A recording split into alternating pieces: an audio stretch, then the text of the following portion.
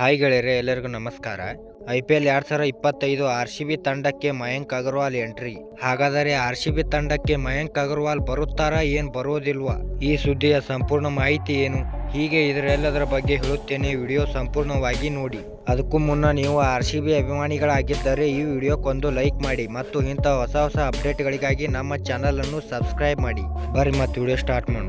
ಸದ್ಯ ನಡೆಯುತ್ತಿರುವ ಸೈಯದ್ ಮುಸ್ತಾಕ್ ಅಲಿ ಟ್ರೋಫಿ ಪಂದ್ಯಾವಳಿಯಲ್ಲಿ ಕರ್ನಾಟಕ ತಂಡದ ನಾಯಕತ್ವ ವಹಿಸಿಕೊಂಡಿರುವ ಮಯಾಂಕ್ ಅಗರ್ವಾಲ್ ಭರ್ಜರಿ ಫಾರ್ಮ್ನಲ್ಲಿದ್ದಾರೆ. ಸತತವಾಗಿ 3 ಪಂದ್ಯಗಳಲ್ಲಿ ಶತಕ ಸಿಡಿಸಿ ಪಂದ್ಯಾವಳಿಯಲ್ಲಿ ಅತಿ ಹೆಚ್ಚು ರನ್ ಗಳಿಸಿದವರ ಪಟ್ಟಿಯಲ್ಲಿ 2ನೇ ಸ್ಥಾನದಲ್ಲಿದ್ದಾರೆ. ಇನ್ನು ಮಂಗಳವಾರ ನಡೆದ ಹೈದರಾಬಾದ್ ವಿರುದ್ಧದ ಪಂದ್ಯದಲ್ಲಿ ಕೂಡ ಮಯಾಂಕ್ 112 ಎಸೆತಗಳಲ್ಲಿ 15 ಬೌಂಡ್ರಿ ಹಾಗೂ 2 ಸಿಕ್ಸ್ ಸಹಿತ 124 ರನ್ ಗಳಿಸಿ ಮಿಂಚಿದರು. ಹೈದರಾಬಾದ್ ಪಂದ್ಯವನ್ನು ಗೆದ್ದರೂ ನಾಯಕನಾಗಿ ಮಯಾಂಕ್ ಅಗರ್ವಾಲ್ ತನ್ನ ಸಾಮರ್ಥ್ಯವನ್ನು ಮತ್ತೊಮ್ಮೆ ಸಾಬೀತು ಮಾಡಿದರು. ಇನ್ನು ವಿಜಯ್ ಹಜಾರೆ ಟ್ರೋಫಿ 2024-25ರ ಆವೃತ್ತಿಯಲ್ಲಿ 5 ಪಂದ್ಯಗಳಲ್ಲಿ 142.67 ಸರಾಸರಿಯಲ್ಲಿ ಬರೋಬ್ಬರಿ 428 ರನ್ ಗಳಿಸಿದ್ದಾರೆ.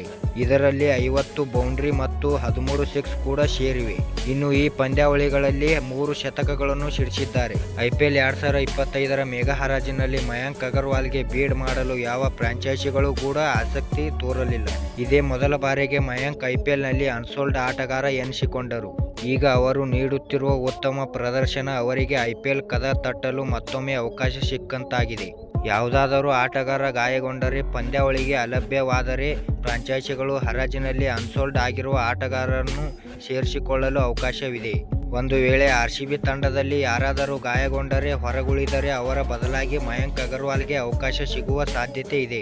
ಇನ್ನು ಮಯಾಂಕ್ ಅಗರ್ವಾಲ್ 2 ಕೋಟಿ ರೂಪಾಯಿಗೆ ಮೂಲ ಬೆಲೆಗೆ ಹೊಂದಿದ್ದು, ಯಾವುದೇ ಫ್ರಾಂಚೈಸಿಯಲ್ಲಿ ಬ್ಯಾಟರ್ ಗಾಯಗೊಂಡು ಹೊರಗುಳಿದರೂ ಮಯಾಂಕ್ ಅಗರ್ವಾಲನ್ನು ತೆಗೆದುಕೊಳ್ಳಲು ಅವಕಾಶಗಳು ಇರುತ್ತವೆ. ಧನ್ಯವಾದಗಳು ಇಲ್ಲಿವರೆಗೆ ವಿಡಿಯೋ ನೋಡಿದ್ದಕ್ಕೆ. ಹಾಗಾದರೆ RCB ತಂಡಕ್ಕೆ ಮಯಾಂಕ್ ಅಗರ್ವಾಲ್ ಬರಬೇಕವಾ ಬೇಡವಾ ಎಂದು ಕಮೆಂಟ್ ಮಾಡಿ ಹೇಳಿ. ಮತ್ತು ಇಂಥ ಹೊಸ ಅಪ್ಡೇಟ್ಗಳಿಗಾಗಿ ನಮ್ಮ ಚಾನಲ್ ಅನ್ನು ಸಬ್ಸ್ಕ್ರೈಬ್ ಮಾಡಿ ಮತ್ತು ಹಂಗೆ ನಿಮ್ಮ ದೋಸ್ತರಿಗೆ ವಿಡಿಯೋ ಶೇರ್ ಮಾಡಿರಿ. ನಮಸ್ಕಾರ.